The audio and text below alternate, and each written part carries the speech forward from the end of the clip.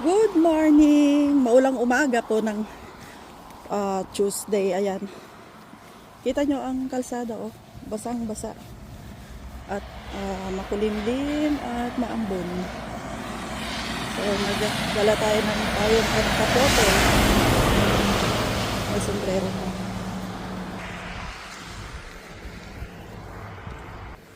Kaya kailangan ay ma-prevent natin yung para hindi tayo kasi ito ayan po malikot ang ating kamera kasi naglalakad ako pero ganun po masarap ang tawag nito, hindi siya mainit, tamang tama lang.